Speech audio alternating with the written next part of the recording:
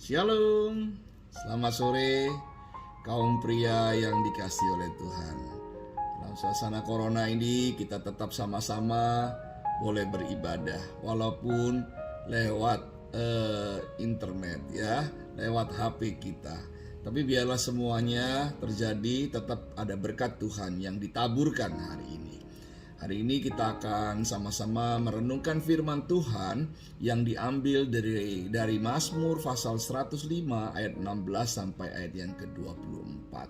Bunyinya demikian. Mazmur pasal 105 ayat 16 sampai ayat yang ke-24.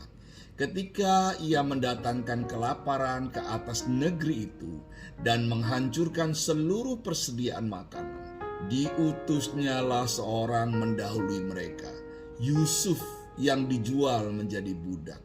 Mereka mengimpit kakinya dengan belenggu, lehernya masuk ke dalam besi, sampai saat firman-Nya sudah genap dan janji Tuhan membenarkannya.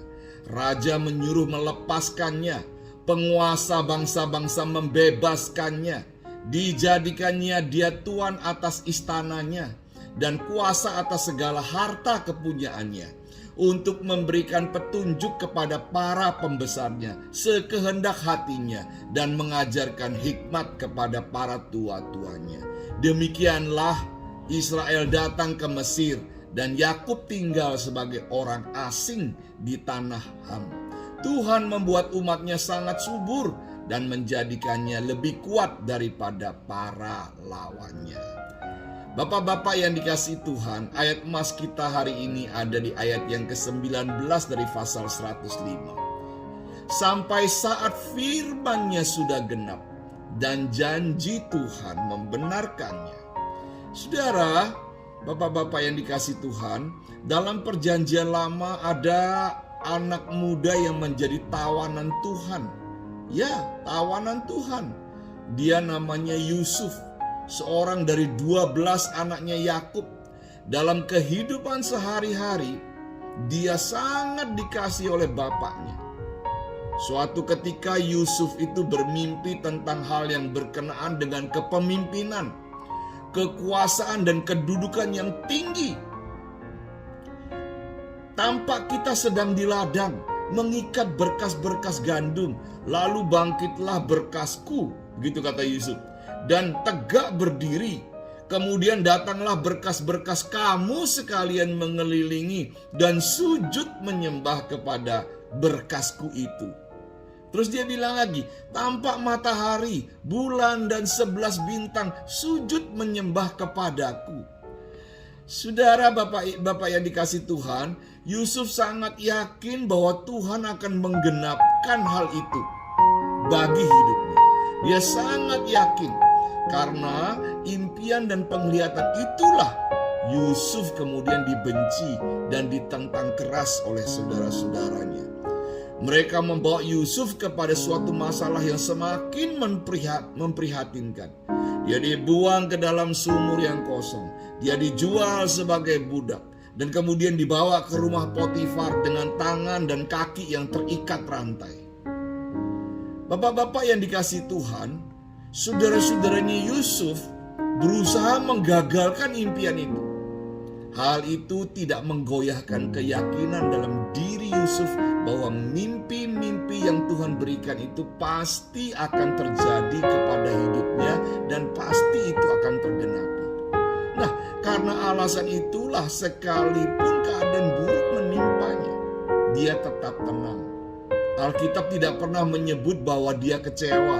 Alkitab juga tidak pernah menyebut bahwa Yusuf kemudian marah kepada Tuhan. Di dalam Kejadian pasal 39 ayat 2 dituliskan begini, tetapi Tuhan menyertai Yusuf sehingga ia menjadi seorang yang selalu berhasil dalam pekerjaannya. Maka tinggallah ia di rumah tuannya, orang Mesir itu. Kepada Yusuf diberikan kuasa atas rumahnya dan segala miliknya diserahkan pada kekuasaan Yusuf. Bapak-bapak yang dikasihi Tuhan, bagaimanapun juga Tuhan sudah mulai membawa Yusuf ke suatu tahta kepemimpinan. Segerakah Tuhan melepaskan Yusuf dari segala problem masalahnya? Tidak. justru mengizinkan Yusuf melewati proses pembentukan yang lebih berat lagi dari yang sebelumnya. Yusuf harus kehilangan reputasi.